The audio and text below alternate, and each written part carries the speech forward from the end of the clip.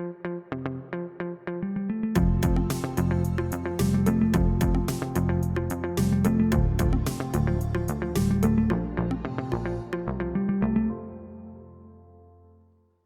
skal vi til endnu en af Sydneys kulturarvslistede bygningsværker, nemlig Sydney Harbour Bridge, som åbnede i 1932 efter 9 års byggeri. Og udover operahuset, så er Sydney Harbour Bridge en af Australiens mest kendte bygningsværker. Broen forbinder Sydneys forretningsdistrikt med North Shore og er verdens 6. største buebro, men nummer 1 i verden, hvad angår højde, nemlig 134 meter. Og det vi skal i dag, det er på en bridge climb, hvor vi skal gå hele vejen op til toppen af broen, 134 meter ned til vandet. Og det er en tur, som kommer til at tage omkring 3,5 timer. Og det glæder vi os rigtig meget til. Det bliver rigtig spændende, ikke mor? Det bliver rigtig spændende. Ja, rigtig spændende. Og der er helt sikkert en fantastisk udsigt ud over hele Sydney. På den her tur, der kommer jeg heller ikke til at tage noget med. Det må jeg simpelthen ikke, af far for, at det kan falde ud over broen. Men der er billeder, der vil blive taget på turen, så dem kommer I til at se.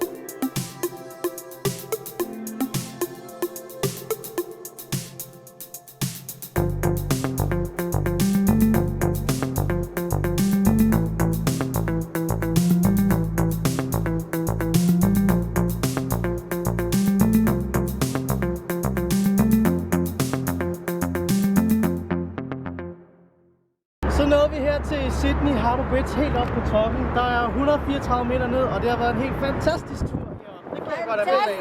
Fantastisk! Det var bridge climb her i Sydney.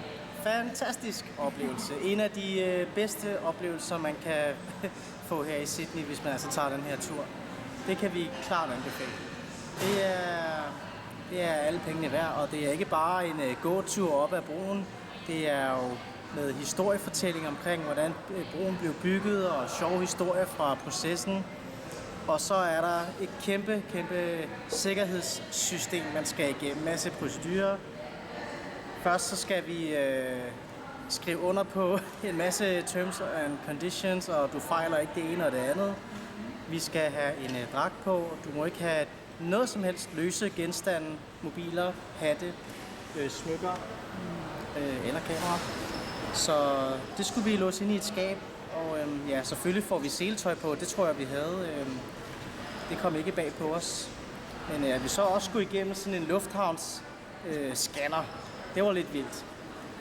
For at være helt sikker på, at man ikke havde noget som helst elektronisk udstyr med deroppe. Og det er super god service, og så ja, det er rigtig godt.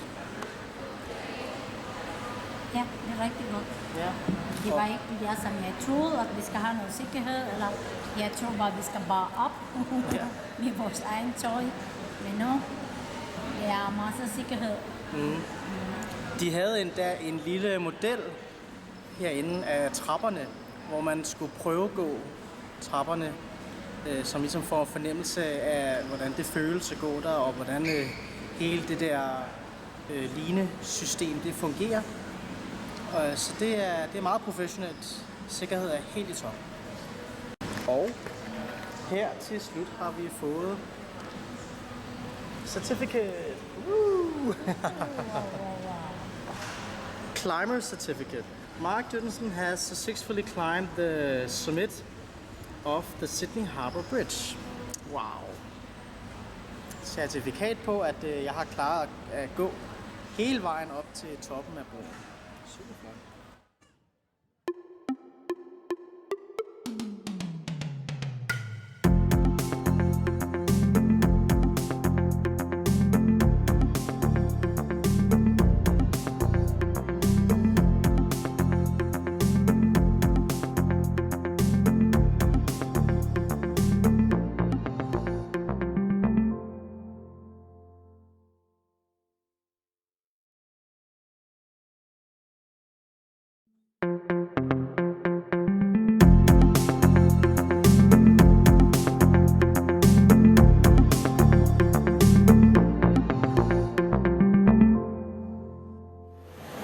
Som man kan se på kasketten, så var vi ude og bridge climbe i går. Og hvad er planerne så i dag? Hvad er planerne i dag? Var det på stranden, eller hvad? Skal vi tage på stranden i dag? Ja. Det kan vi da godt. Skal vi sige Bondi Beach? Bondi Beach. Australiens, eller ikke Australiens, men Sydneys største strand. Ej, der kommer vores mad. That's me. Wow. Nice. Yes. Hvad er det? Yoghurt? Granola og yoghurt med bær. Det ser godt ud. Hvor meget koster det, Jamal? 14-15 stykker. I morgen så skal jeg have det der. Det ser sådan ud. I dag skal vi til Bondi Beach, og der går en bus fra den centrale bymidte og så direkte derud. Så det er jo dejligt nemt. Og bussen den er jo pyntet op til jul, kan man se her. Meget flot.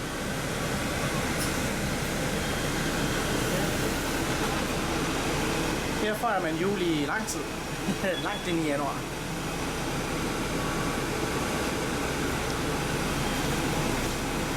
Vi kunne godt ønske os, at det var lidt varmere.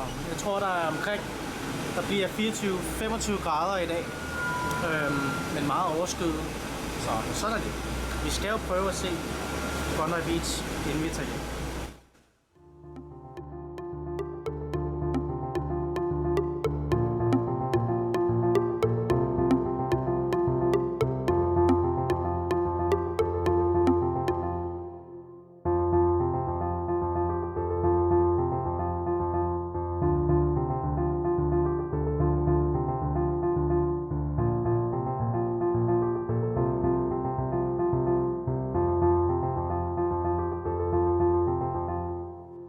Ankom vi til Bondi Beach. Ja, og det er solrigt. Det ser bare ikke sådan ud. Men det er fordi al røgen fra brændende ude for Sydney trænger ind over og skylder fuldstændig for solen. Vi har faktisk 25 grader, men det er sgu ikke meget blå himmel at se. Men så er der en chill-faktor, så vi ender ned på 15 måske. Flot ser det ud, og der er masser af plads. Kæmpe stor strand og dejlige bølger. Det må vi da lige prøve. Ja, det skulle være omkring 20 grader varmt vandet, men det er da bedre end det. Ja.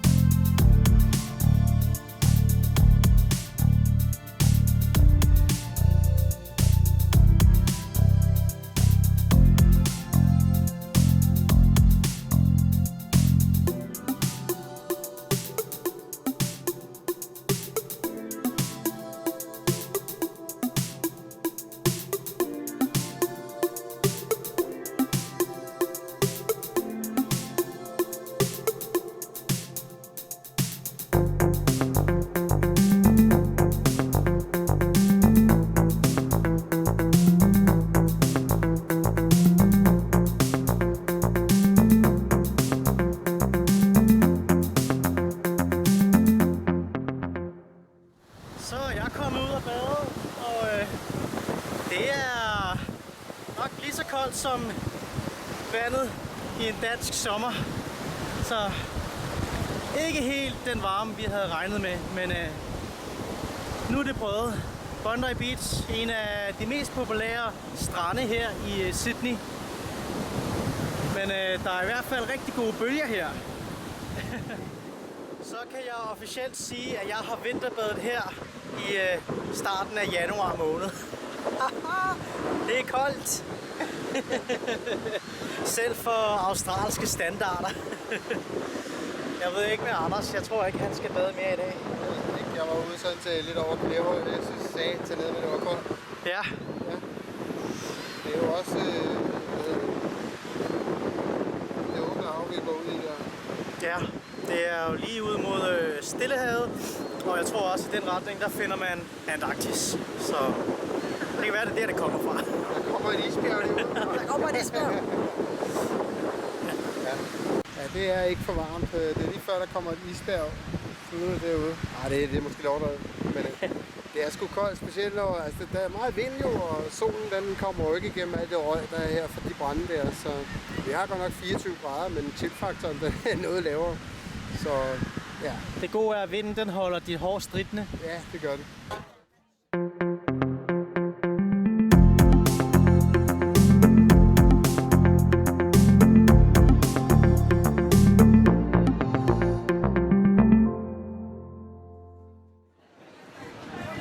Så sidder vi her ved The Bucket List ved Bondi Beach og får lige lidt forfriskninger. Jeg valgte gin og tonic den her gang, og Anders er gået med med en australsk øl. Jeg så jo bare, at der var Heineken på den iskolde hane, og så sagde jeg, at jeg kender ikke de andre, så jeg vil gerne have en Heineken. Den går ikke.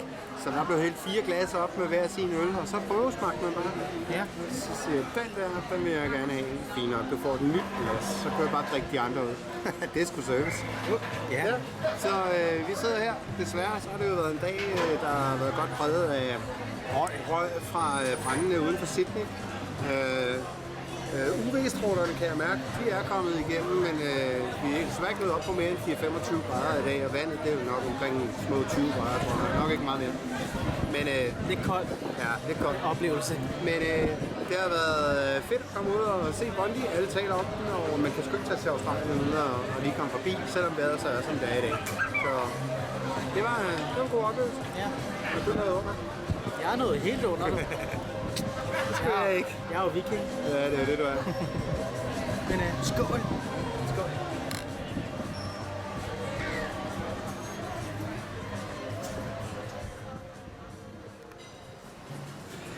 Jeg tror, Anders er i den 7. himmel her. Der er pizza. Det er jo flere dage siden, han har fået pizza. Så han er jo ved at sulte. Men her, der bygger man sin egen. Så der er simpelthen de forskellige trin. Og jeg har selvfølgelig valgt en 12-tommer. Og så bygger man bare, hvad det er, man vil have på. Og så kan man vælge mellem alt det, der er inde bag ved glasset der. Step 2, step 3, hvad for en ost, hvad for noget krydderi. Så skal man vælge kød. Toppings. Du vælger topping. Og jeg ved ikke med step 7, det er bare ekstra topping. Det er ekstra topping. Ja. Og de er så derinde. Ja. Og lige nu har jeg har fået bygget min, og den er lige derovre. Den er ved at blive grillet. Yeah. Så det bliver godt. Det er sådan, Anders elsker at få pizza. Det er åben ild.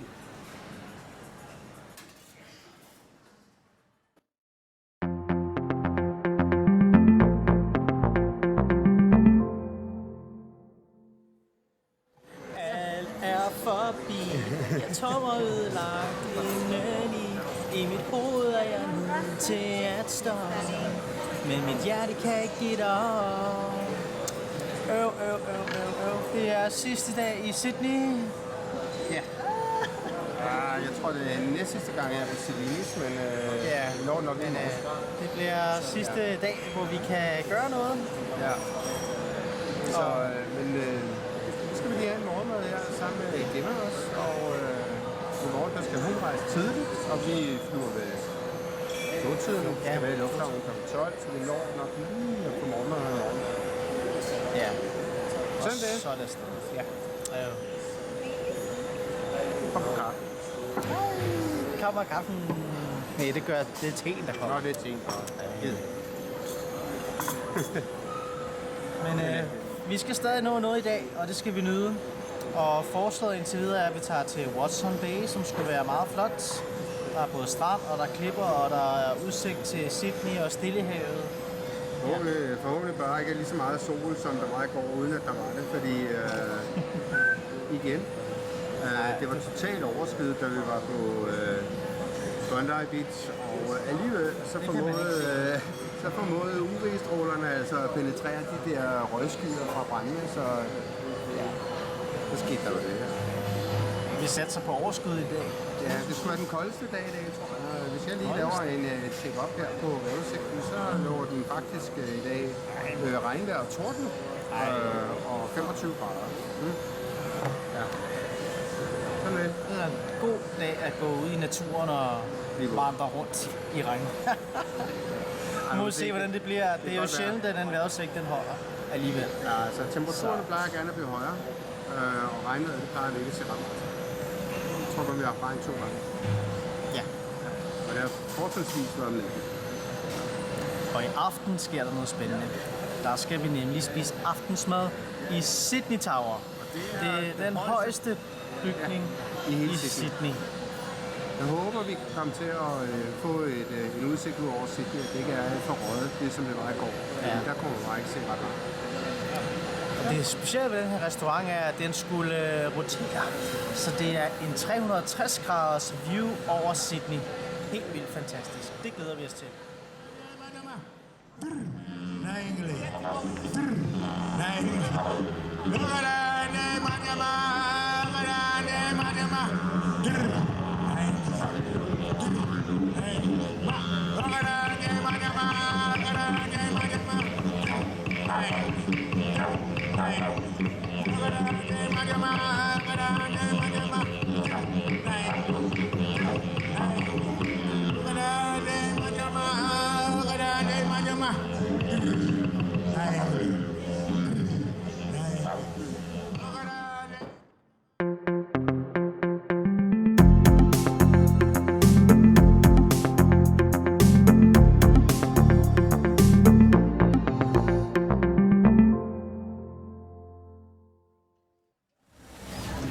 Vi fik taget afsked med chefen på Celinis. Kelly hedder hun, fordi vi når ikke at se hende i morgen. Der kommer vi meget tidligere og spiser morgenmad, og hun møder ind meget sent, så vi tog afsked i dag. Og det er ærgerligt. Men nu er vi her ved Watson Bay, hvor der er en hyggelig lille strand her ved kajen. Og der skulle også være meget flot længere oppe, hvor man kan... Der er sådan en gårute, og så er der nogle klipper og udsigt ud til Sydney. Og udsigt ud til Stillehavet. Og der er også et fyrtårn, som skulle være meget kendt. Det skal vi se.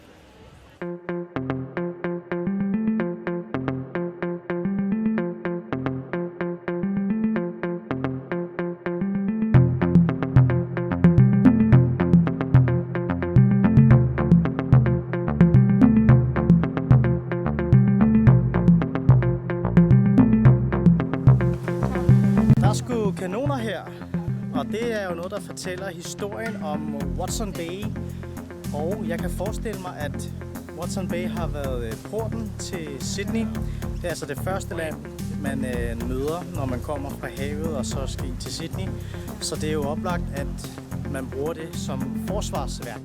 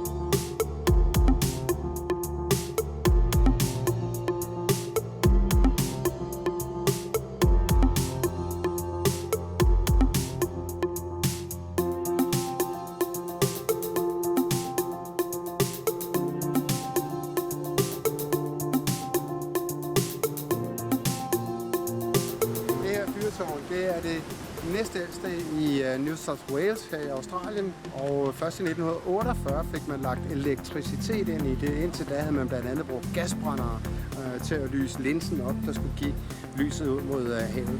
Men i 48 kom der elektricitet i, og som sagt det næstældste fyrtårn i hele New South Wales er stadigvæk aktiv.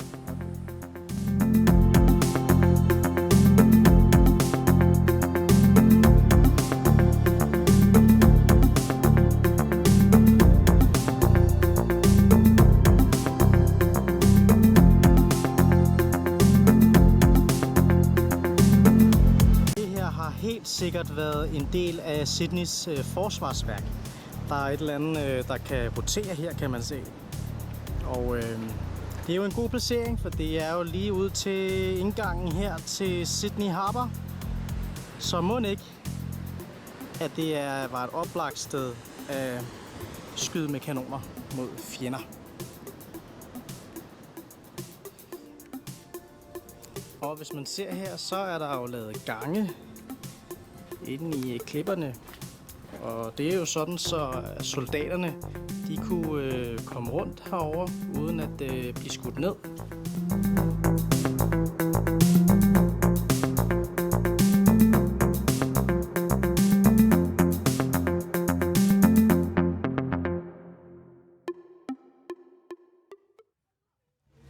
Det er et dejligt sted, vi har fundet her ved Camp Cove Kiosk, hvor vi kan få nogle dejlige forfriskninger. Og hvem er det, der sidder hernede? Anders og mor. Mm-hmm. Og du har fået en blueberry mango smoothie. Og mango. Ja. Og jeg har fået en mango banan smoothie. Ja. Anders går den traditionelle vej med cola og morgenmad. Ja, fra 1886. Ja. Og så er du også kulturel. Mm. Jeg vidste ikke, jeg var blevet far. Gud ja.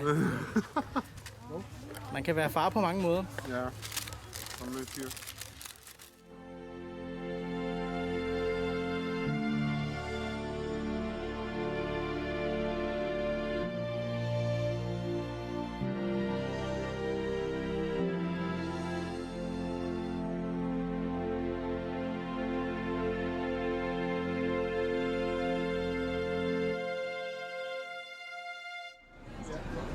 Den bygning, man kan se her med uret, det var engang Sydneys højeste bygning. Men byen er vokset lidt siden, så der er sgu ikke så meget tilbage af det.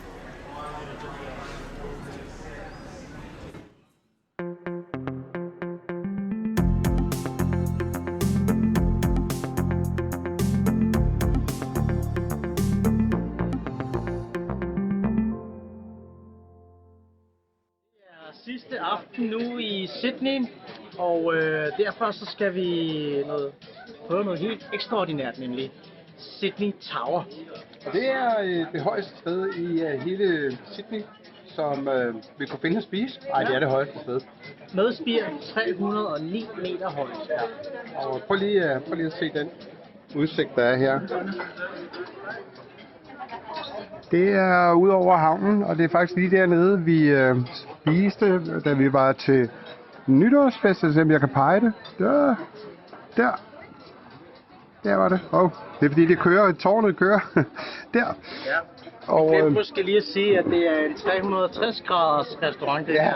Fordi gulvet det bevæger sig nemlig rundt og følger tårnet, så udsigten den ændrer sig i løbet af hele aftenen. Ja, så det var lidt svært lige at holde kameraet, fordi gulvet det roterer i forhold til yderglasset. Ja.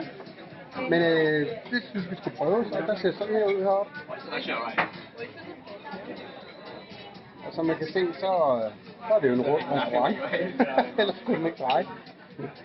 Så vi får sidste aften her med udsigt ud over hele Sydney, og vi tager den lige rundt et par gange, tror jeg, lige hvad det vil spise. Og det her, det er jo en buffet-restaurant. Og noget af buffeten, det er desserterne.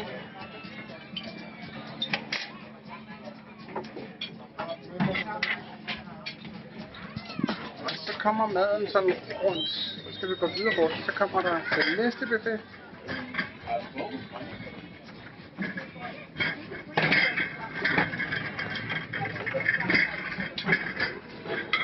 gå lidt længere rundt, så kommer den næste buffet.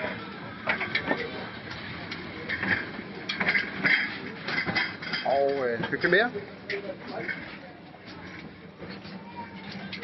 Og de her buffeter, de passerer rundt, fordi de er i den faste del af tårnet. Så lige nu, der kører ikke rundt. Men hvis man går ud her, i sæderne her, så begynder det hele at køre. Så nu kommer jeg forbi alle de buffeter, der vi lige har set, hvis jeg bare bliver stående her. Men det gør jeg ikke, fordi vi har kun 1,5 time til at spise vores mad i. Så skal vi ned igen. Så jeg vil gå ind og spise videre.